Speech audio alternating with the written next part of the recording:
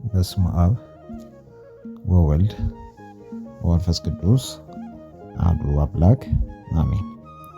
ሰላም የተከበራችሁ የተወደዳችሁ የዚህ ቻናል ቤተሰቦች፣ ዛሬ በቤተ ክርስቲያናችን ታሪክ ውስጥ እጅግ አስደናቂና ልብ የሚነካ የጽናት ማሳያ የሆነውን የሰማዕቱ የቅዱስ ሐቢብን የሕይወት ታሪክ ይዘንላችሁ ቀርበናል። ይህ ታሪክ እምነታችሁን የሚያጠነክርና በመከራ ውስጥም እንዴት መጽናናት እንዳለብን የሚያስተምር ነው።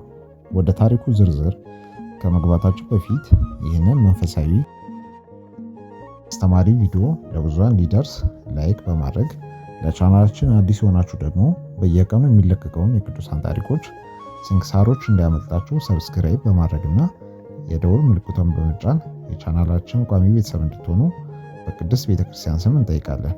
አሁን ቀጥታ ወደ ታሪኩ እንለፍ። ቅዱስ ሐቢብ የኖረው ለክርስቶስ ምስክር ሆኖ የሞተው በአራተኛው ክፍለ ዘመን መጀመሪያ ላይ ነበረ። ለትውልድ ስፍራው በሶሪያ ግዛት ስር በምትገኘው ኤዴሳ በምትባል ታሪካዊ ከተማ ውስጥ ይኖር ነበረ። ይህ ዘመን ለክርስቲያኖች እጅግ ፈታኝና በጨለማ የነበረው ወቅት ነው። የሮማውያን ነገስታት ክርስትናን ከምድረ ገጽ ለማጥፋት አዋጅ አውጥተው አማኞችን በአደባባይ የሚያሳድዱበትና የሚገሉበት ዘመን ነበር። ቅዱስ ሐቢብ በዚህ አስፈሪ ዘመን ውስጥ በዲቁና ማዕረግ ቤተክርስቲያን ያገለግል ነበር። እርሱ ግን ፍርሃት አላሸነፈውም። ይልቁኑ ቅዱሳን መጻሕፍትን በእጁ ይዞ ከቤት ወደ ቤት እየዞረ የክርስቶስን ወንጌል በድፍረት ያስተምር፣ ያጽናና፣ እንዲሁም አማኞችን በእምነታቸው እንዲጸኑ ያበረታታ ነበረ። የእግዚአብሔር ቃል በውስጡ እንደ እሳት ይነድ ስለነበር የንጉሥ አዋጅና ዛቻ ወደ ኋላ ሊያስቀረው አልቻለም።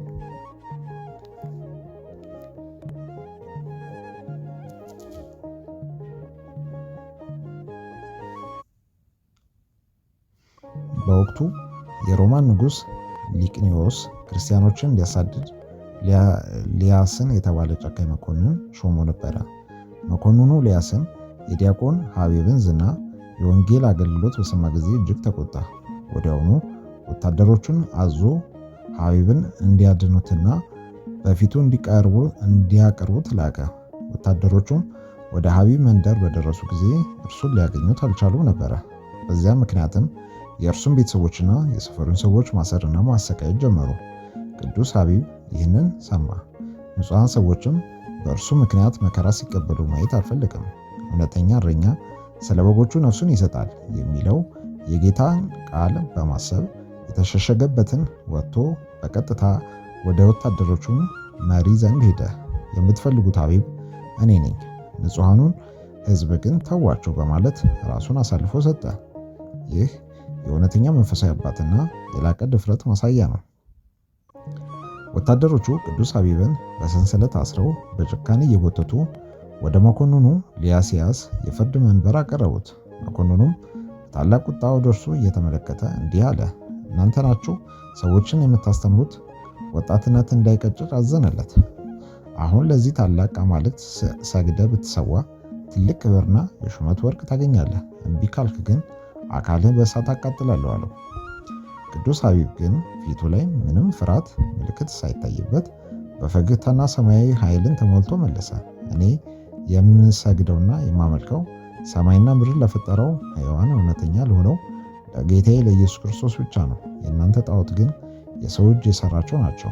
ዓይን እያላቸው የማያዩ፣ ጆሮ እያላቸው የማይሰሙ ድንጋዮች ናቸው።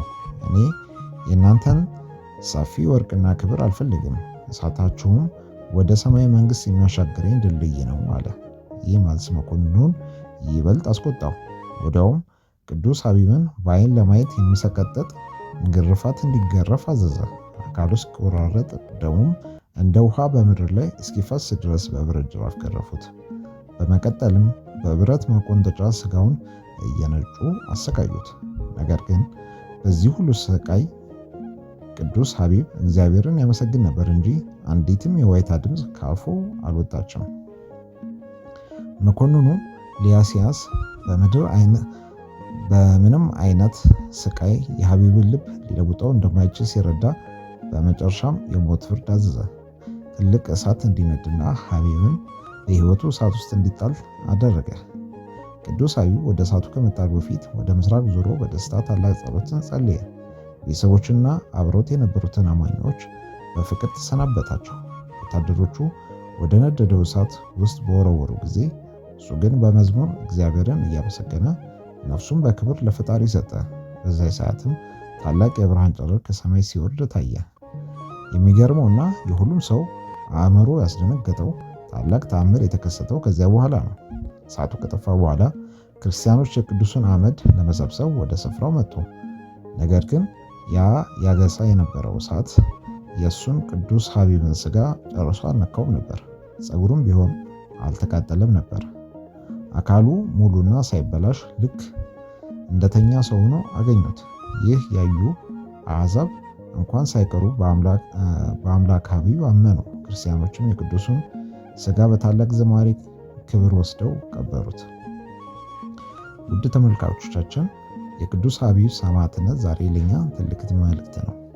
እኛስ በሕይወታችን ለገንዘብ፣ ለዝና ወይም ለጊዜያዊ ጥቅሞች ስንል እምነታችንና እውነታችንን አሳልፈን እየሰጠን ይሆን? ወይንስ እንደ ቅዱስ ሐቢብ እስከ መጨረሻው እየጸናን ነው? የሰማዕቱ የቅዱስ ሐቢብ ረድኤት በረከት አማላጅነት ከሁላችን ጋር ይሁን። ይህ መልእክት ታሪክ ልባችሁ እንደነካው ተስፋ እናደርጋለን። ታሪኩ ለሌሎችም ክርስቲያኖች እምነት መታደስ ምክንያት ይሆን ዘንድ እባካችሁን ለወዳጅ ሰዎች ሼር በማድረግ ተባበሩን። እንዲሁም በቀጣይ የትኛው የቅዱስ ታሪክ ወይም የትኛው መንፈሳዊ ርዕስ እንድንሰራላችሁ ትፈልጋላችሁ? አስተያየታችሁ በደስታ ኮመንት ላይ ጻፉልን። ስላዳመጣችሁን ከልብ እናመሰግናለን። የቅዱሳን አምላክ እግዚአብሔር ኢትዮጵያና ሕዝቦቿን ይባርክ። ወስብሐት ለእግዚአብሔር ወለወላዲቱ ድንግል ወለመስቀሉ ክቡር። ይቆየን።